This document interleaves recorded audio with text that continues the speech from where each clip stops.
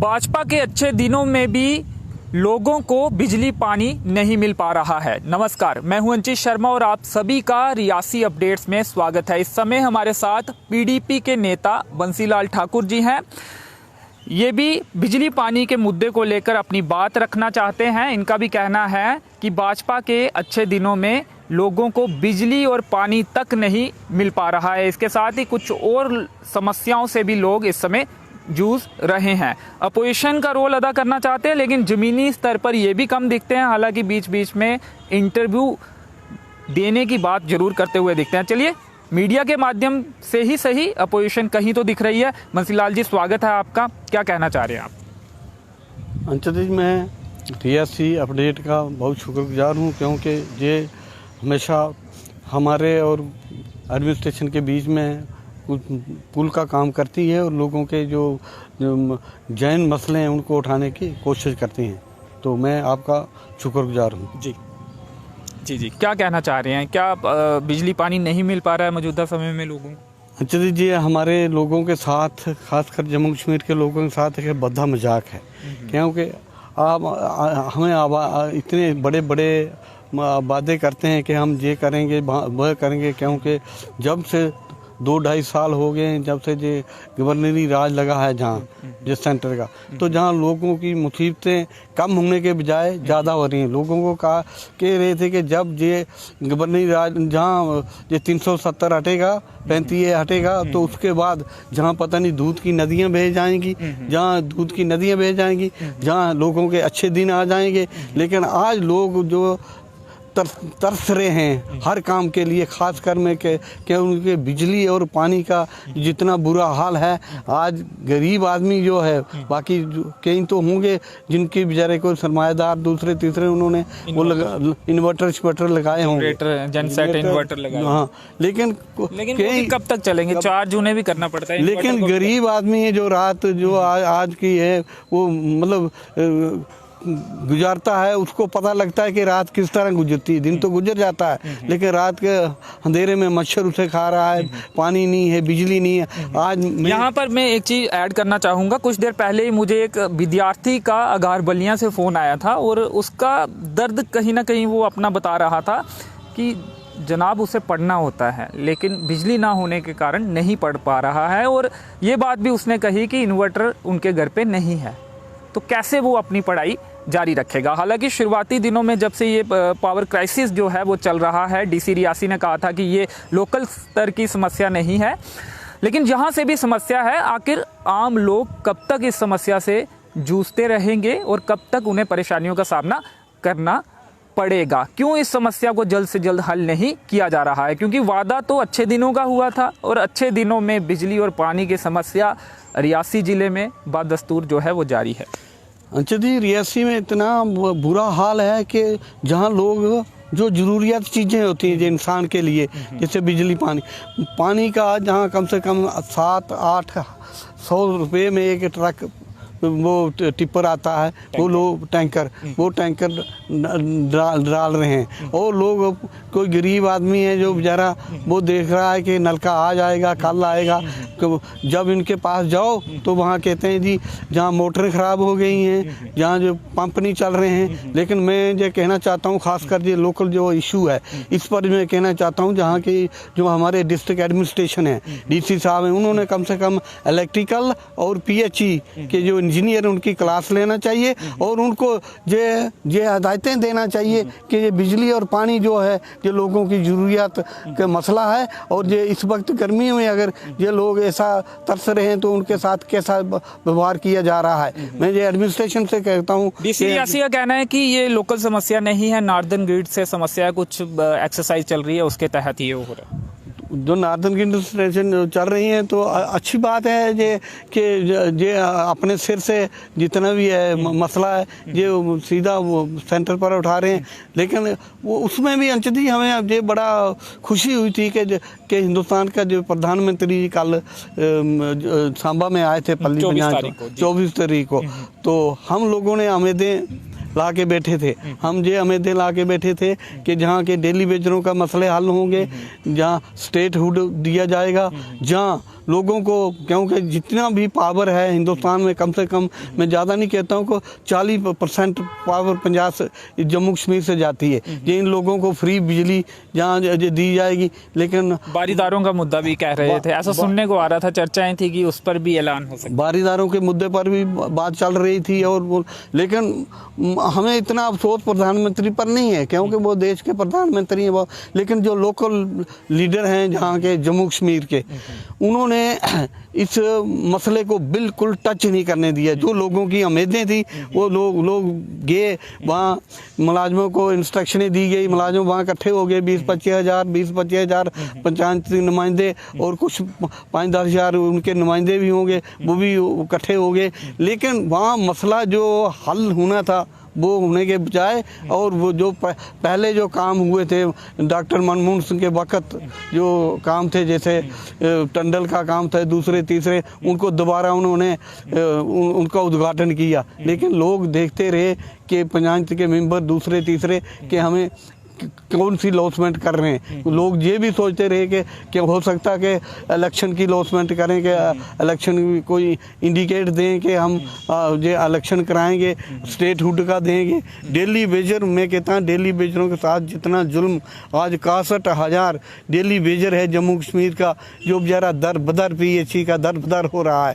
और ऐसी बात नहीं है कि बीजेपी वाले काम नहीं करते, काम कर रहे हैं, लेकिन अपने बंदों को, अपने 5-10 हज़ार बंदा जो इन्होंने एडजस्ट किया है। ये पिक एंड चूज की पॉलिसी, मुझे आज डेली वेजरों का एक डेपुटेशन मिला था दविंदर सिंह, उनकी रहनुमाई में उन्होंने कहा कि हमारे आदमी को नज़रअंदाज करके बीच में पिक एंड चूज की पॉलिसी करके अपने आदमी को चुन रहे हैं। तो ये जम्मू कश्मीर के लोगों के साथ एक बद्दा मजाक है।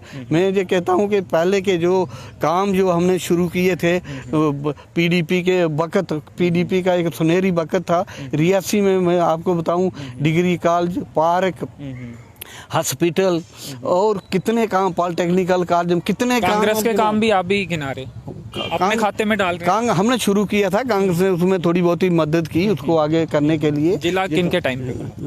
जिला बात तो आने थे ना ये तमाम इंस्टीट्यूशन।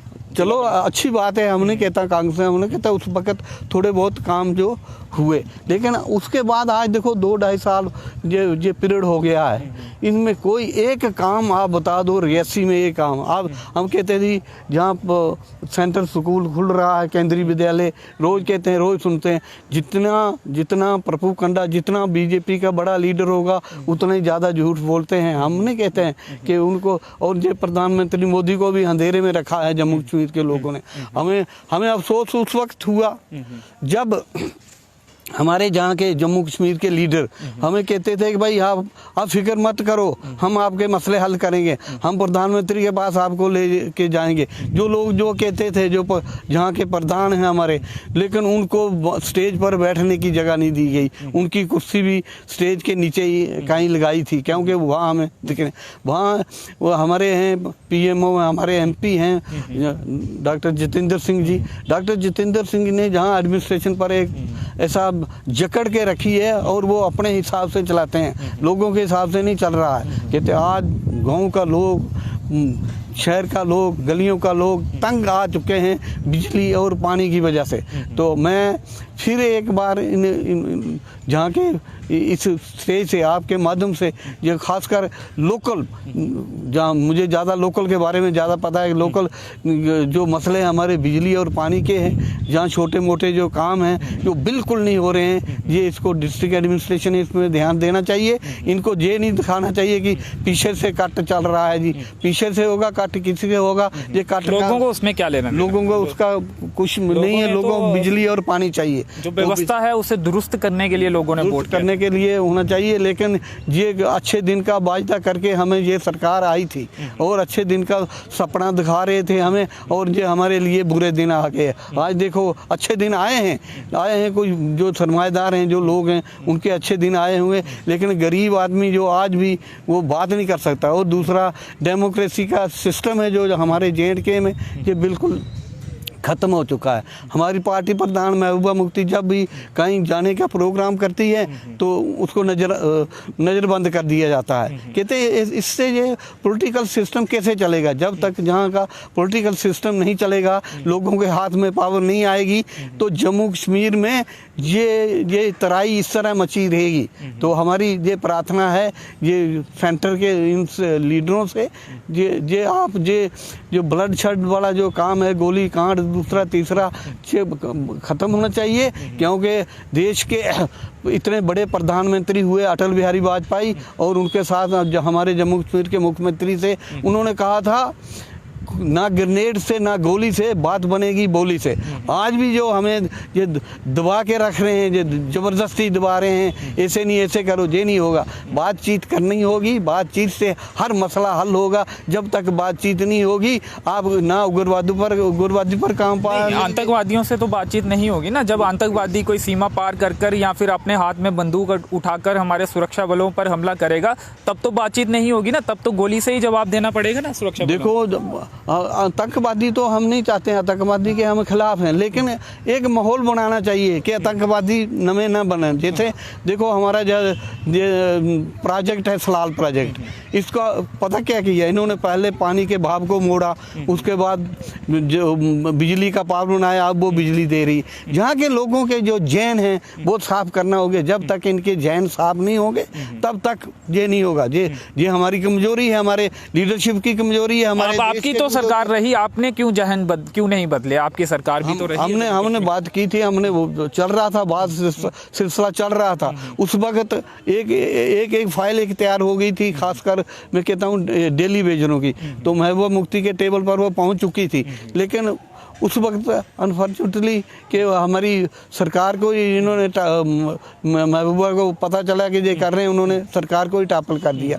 लेकिन आज अगर वो फाइल कंप्लीट हो जाती, आज 60,000 61,000 डेली वेजर जो होते हैं वो पक्के होते थे, जैसे पंजाब में उसने की है। जो कितने सालों तक आपकी सरकार रही भाजपा के साथ? जिनके खिलाफ आप बोल रहे हैं उन्हीं के साथ आपकी सरकार कितने सालों तक रही? जम्मू कश्मीर 2-2.5 साल सरकार, 2.5-3 साल आपकी सरकार रही। तो डेली वेजर्स कम समय था डेली वेजर्स को पक्का करने का। 2.5-3 साल में जो हम काम करना चाहते थे, एसआरओ भी लाया गया, लेकिन वो भी पूरी तरह से इम्प्लीमेंट नहीं हुआ। कहाँ जब हम कोई काम करते तो उन्होंने टांग अड़ाई रखी। यहाँ पहले मुफ्ती साहब के टाइम में हमारा गोल्डन पीरियड रहा है, उसके टाइम में बहुत काम हुए। लेकिन महबूबा मुफ्ती को सही आज़ादी से इन्होंने काम नहीं करने दिया, क्योंकि जो प्लान वो करती थी तो उस पर ये ऐसे करते। इसकी वजह से ही सरकार भी टॉपल हो गई। और उन्होंने जम्मू में क्या किया? जम्मू में बीजेपी के कहते हैं ना, अब हम सरकार बनाएंगे। जब ये पावर में थे, सब कुछ था, उस वक्त लोगों के काम नहीं किए। 25 एमएलए थे, इससे ज़्यादा 25 एमएलए से ज़्यादा ये कभी नहीं होंगे जम्मू कश्मीर में। ये लोगों को भ्रम लगा रहे हैं और झूठे वायदे कर रहे हैं। लेकिन पिछले दिनों जहाँ आए प्रधानमंत्री, जब इलेक्शन थी तो लोगों को कहा बारीदारो, जब उसका रिजल्ट कुछ और था। लेकिन इन्होंने 2014 की बात कर रहा हूँ मैं। उसके बाद भी आज तक झूठे वायदे। आज देखो जम्मू कश्मीर एक लेबॉर्ट्री बना दिया है, एक इंस्टीट्यूट ऐसा बना दिया है। जम्मू कश्मीर के लोगों का इनको फिक्र नहीं है। इनका जम्मू कश्मीर में जो तजर्बे हो रहे हैं, एक्सपीरियंस हो रहे हैं, उसका हिंदुस्तान में फ़ायदा लेते हैं कि हमने 370 हटा दिया, हमने 35A हटा दिया। 35A और 370 हटाने से हमारे नौजवान जो है वो और कितने बेरोजगार हुए हैं। अब अगर पहले 100 पोस्टें निकलती थी तो जहाँ के लोग, मेरे ख्याल से आपने तमाम मुद्दे तो उठाए, लेकिन प्रधानमंत्री ने जो घोषणाएं की हैं 20,000 करोड़ से भी ज़्यादा का जो इनागुरेशन किए हैं प्रोजेक्ट्स डेवलपमेंट के, वो आपने शायद नहीं सुने। आप उस समय शायद टीवी नहीं देख रहे थे या उठ के चले गए थे शायद, जब उद्घाटन कर रहे थे प्रधानमंत्री। नहीं, बिल्कुल वो किया उन्होंने उद्घाटन। वहाँ विकास तो हो रहा है ना 370 के बाद। वो तो लाल किले से उन्होंने यही लॉन्चमेंट की थी। उससे पहले मनमोहन सिंह जी आए थे। बजट जम्मू कश्मीर का कई गुना बढ़ गया है, डबल से भी ज़्यादा हो गया है, ये मानते हैं आप? बजट बढ़ गया है तो उससे जमीनी स्तर पर भी काम दिखेंगे। बजट तो बढ़ गया है, लेकिन बजट का उसका सही सिस्टम नहीं चल रहा है। वो लोगों के हाथ में होना चाहिए। लोग, जहाँ की चुनी हुई सरकार होगी वही लोगों तक पहुँचा सकती है। जमीनी स्तर पर लोकतंत्र, आप कह रहे हैं कि भाजपा यहाँ लोकतंत्र नहीं है, लेकिन पंचायती चुनाव, BDC के चुनाव, DDC के चुनाव आपकी सरकार ने करवाए क्या? भाजपा की सरकार के दौरान ही वो चुनाव हुए। दिल्ली में भाजपा की सरकार है, यहाँ एलजी का प्रशासन चल रहा है, तो उन्होंने ये चुनाव करवाए तो लोकतंत्र को तो मजबूत किया। यही बात उन्होंने मंच से भी कही। नहीं, इसी मौके पर वो पहुंचे। वो बिल्कुल सही बात है। मानते हैं, इसमें तारीफ करेंगे आप उनकी? इस बात में तारीफ करेंगे कि पंचायती राज को उन्होंने इम्प्लीमेंट करवाया जम्मू कश्मीर में? तारीफ क्या करूंगा, जो पुरानी सरकारें जो थी वो शायद वो ये आरोप लगते हैं कि नहीं चाहती थी कि एक एमपी और एमएलए से इतर भी कोई और नेता बड़ा बने। नहीं, जो चुने हुए लोग हैं, आप उनसे पूछो, गांव में जाओ, जहाँ कहीं भी आगे पीछे जाओ, जो डीडीसी हैं, बीडीसी हैं, वो सब रो रहे हैं। उनको कोई कुछ काम को करने का पावरें नहीं है, नहीं कुछ काम कर सकती हैं। ब्यूरोक्रेट जो अफसर लोग हैं वो इन काम नहीं करते। ब्यूरोक्रेट अफसर लोग तभी काबू आएंगे जहाँ की चुनी हुई असेंबली होगी, और वो असेंबली जो बिल पास करेगी उसको जो इम्प्लीमेंट करेंगे, उस हिसाब से होगा। जे इनके जो हमारे जो नुमाइंदे हैं, इनकी बात बिल्कुल नहीं सुनाई जा रही है। और ये लोग भी तंग आ चुके हैं। इनको लोग जब गांव में जाते हैं कहते हैं कि इतने पैसा आया जी, इतना पैसा आया, इतना पैसा आया, लेकिन इतने मकान आए, इतने ये हुआ, लेकिन ग्राउंड लेवल पे कुछ नहीं हो रहा है। ग्राउंड लेवल पे है ना, आज लोग त्राई कर रहे हैं। तो जो 22,000 करोड़ के जो प्रोजेक्ट इनागुरेट किए हैं वो काम नहीं हो रहा क्या? नहीं, 22 करोड़ ये तो अभी किए हैं ना, ये अभी देखते हैं आगे क्या होगा। इन्होंने बहुत कोड़ी का जो रेलवे ब्रिज बन रहा है सबसे ऊंचा विश्व का, वो भी कार्य है। वो जनाब गिनाती है सरकार, भाजपा सरकार गिनाती है, अपने खाते में डालती है। अंशु जी, वो तो देवगौड़ा जी का हम बहुत शुक्रगुजार हैं। हिंदुस्तान के ऐसे प्रधानमंत्री हुए थे जिन्होंने हमें रेलवे के जो प्रोजेक्ट दिए थे, और उनकी वजह से आज हमारे गाँव के लोगों के साथ थोड़ा बहुत जो राब्ता हो सकता है, क्योंकि रेलवे लाइन गई जहाँ वहाँ कोई रास्ते छोटे मोटे बने तो उसकी